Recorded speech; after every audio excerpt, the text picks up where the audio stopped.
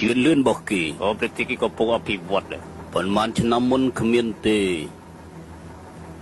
បារីជីវបោថ្លៃប្របានទៅដល់អូលឿនណា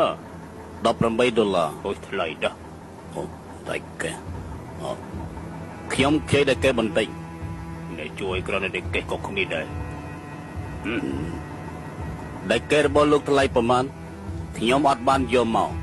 ប៉ុន្តែខ្ញុំមានលុយ$មាន$អាមេរិកកាំងមាន$គឺមានអ្វីទាំងអស់ចោលឲ្យគិតមួយស្អីដែរមិនបានជាលុយ$ចោល$ថ្លៃណាស់កុំដល់ No problem លុយរបស់លោកឲ្យថ្លៃជាងគេកប់គេចាក់គ្នាក៏ព្រោះតែ$នេះដែរនៅអាមេរិកកាំងលុយ$ច្រើនដល់កទាំងទេអត់ចង់កាច់អញមិនអីទេ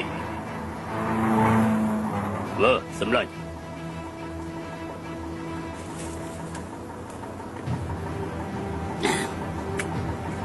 អូចិត្តឆ្ងាញ់ហេនស៊ី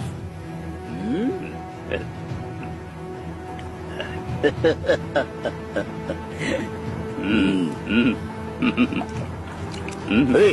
ហេតុអីបានជាឯងចាក់ចោលដឹងទេស្រារបស់ឯងថ្លៃណាស់អ្នកណាក៏សរសើរថាស្រាបារាំងឆ្ងាញ់ជាងគេលើពិភពលោកស្រាឆ្ងាញ់ខ្វៃយកទៅធ្វើឲ្យអស់នៅបារាំងច្រើនដល់កអាពីអ្នកនេះគួរដាក់ខ្មែរ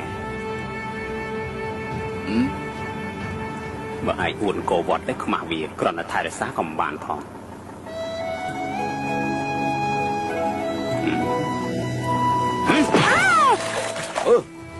មិនចឹងមិនធ្វើចឹងមិនធ្វើចឹងមិនធ្វើចឹងមិនធ្វើចឹងមិនធ្វើចឹងមិនធ្វើចឹងមិនបានទៅធ្វើចឹងធ្វើចឹងបានធ្វើចឹង